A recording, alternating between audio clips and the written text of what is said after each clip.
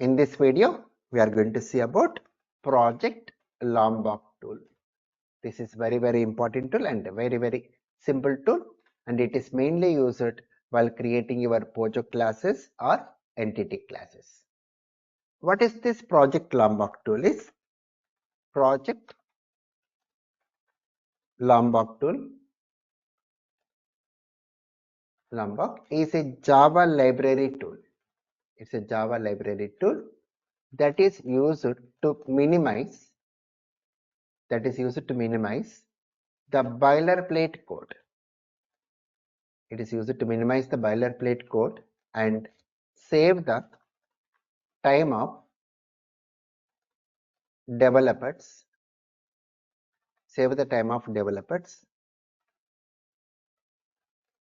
During project development. By just using some annotations. We just make use of some annotations in this Lombok tool. Like example, if you consider a project class or entity class, like example, if you go with a class like book, I'm going with a class like book. Now in this class, we go with the private properties like private int, book id, then private string, book name,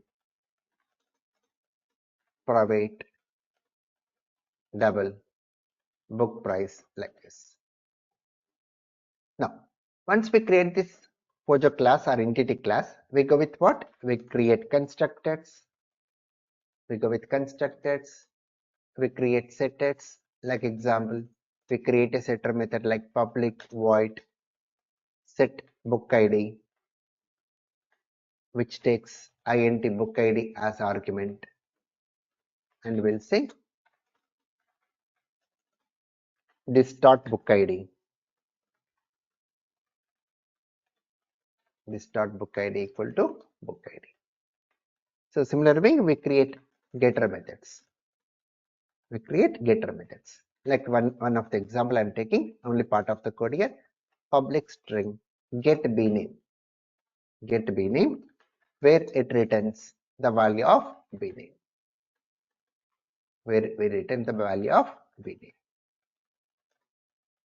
Like that, we can have setters and getter methods for all the properties. And we even go with toString method. We create toString method. So what is the entity class? Generally in project class or Java Bean or entity class, we go with the private properties. We go with the constructors, setter methods, getter methods, and toString method. Now, if I create one more property here, if you add one more property to the entity class, like for example, private string author.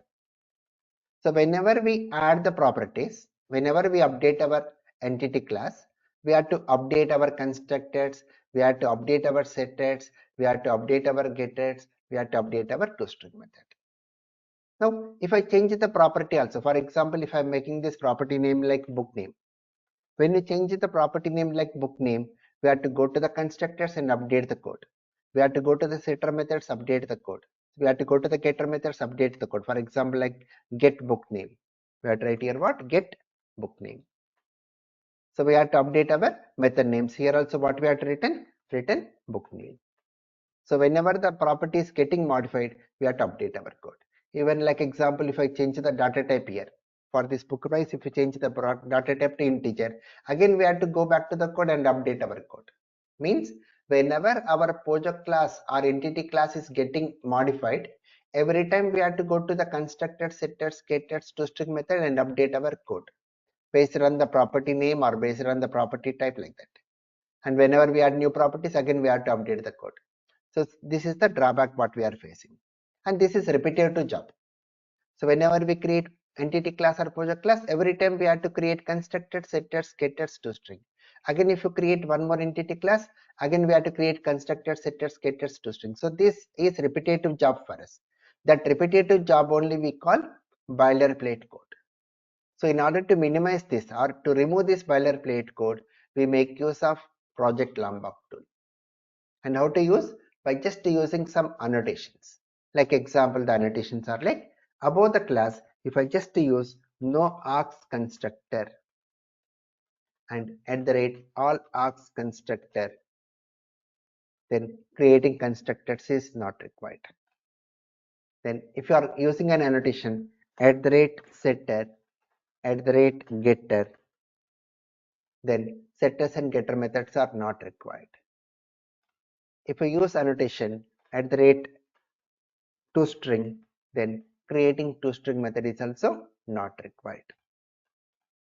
And we are having one more annotation like @data.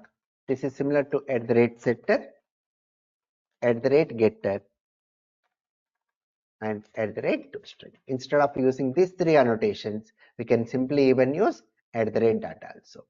So now once we apply this Lombok annotations, now in future to this entity class, if you add some more properties, if you change the property name, if you change the data type of your property, nothing to worry. Your annotations will take care of all those roles.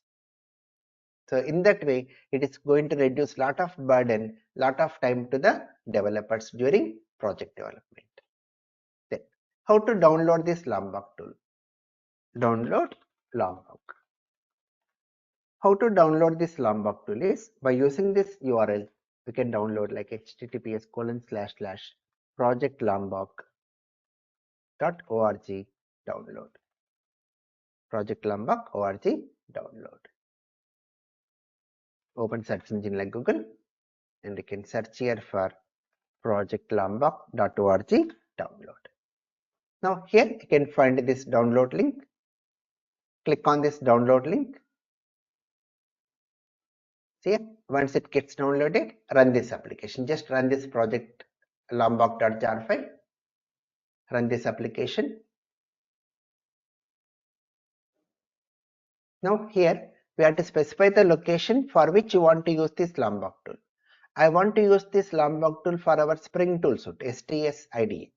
So we have to mention for which IDE you want to use this Lombok tool. We have to specify the location. By default, it takes Eclipse. Now for us, I want to go with the Spring tool suite. So specify location where it is located. In our case, it is present in C drive, users, Raj S, and downloads folder. Here you can see our Spring tool suite 4.25. So in this STS 4.25, you can see our application. So select this folder wherever Spring tool suite is available. Select this folder and say install. That's it. We have to click on this install button. Then quit installer. That's it. This completes our installation of Lombok tool. And once the installation is done, we have to open our Spring tool suite. Open Spring tool suite.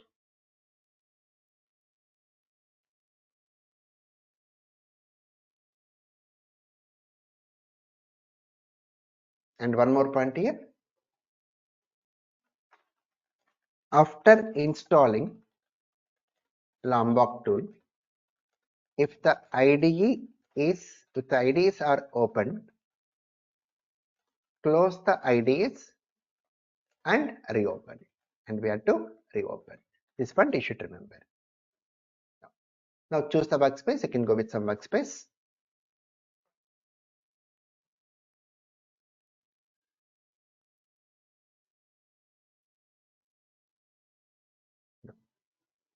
Let me close these files. Now let us create one more new Spring Boot project. File new Spring Starter project. Let me go with the name like Lombok project. Type Maven Java version 17. Group Lombok. Artifact, it takes the name Lombok project. And let me go with the package com.lombok.entity. Then save. Next, here choose the dependencies. Let me go with the Spring Web, and let us add one more Lombok. Let us add Lombok. So whenever you want to use Lombok, we have to search for the dependency Lombok here. So I'm just adding these two dependencies and click on Finish button. The project will get created. Now in this project, you can see in pym.xml file, you can see the Spring Boot starter dependencies got added. One is Spring Boot Starter Web and one more is for Lombok, project Lombok. Now, let us create one entity class in this package com.lombok.entity under src main Java. Create one entity class. Let me go with the name book. Say finish. Now, go with the private properties. Private int book id, private string book name, then private int book price. Now see, observe this side area. So we are having book class with these three properties: book id, book name and price. Now apply the Lombok annotations at the rate no args constructor, at the rate all args constructor. Now import the package up here, import the packages here. Now see, the constructors got created here. So it is going to create a default constructor and argument constructor. See, the constructors got created just by adding these annotations. Now let us add. Observe this side area. Now let us add the annotations like at the rate setter, at the rate getter, setter, getter. Now import the packages for this setter and getter. Now see, it has created set book id, set book name, set book price, and even getter methods: get book id, get book name and get price. Right? Then now if I modify the code, if I change this property type to double, see, it is automatically getting updated here. See, here set name, it's taking double, and see the written type, it is becoming double here. So when I change the type also, it's automatically getting updated. Now say add one more property, private string author. See, okay, observe right side. See, automatically getting updated here. It is creating author and see, you can see set author, get author. See, it's automatically getting updated. And see, to the constructor also, it is taking one more argument, string type. So that is the main beauty of going with this Lombok annotations. Now, even we can use at the rate toString. At the rate toString, and once you import the package, see that toString method also got added to your entity class. So these are about Lombok and Lombok tool and Lombok annotations, right?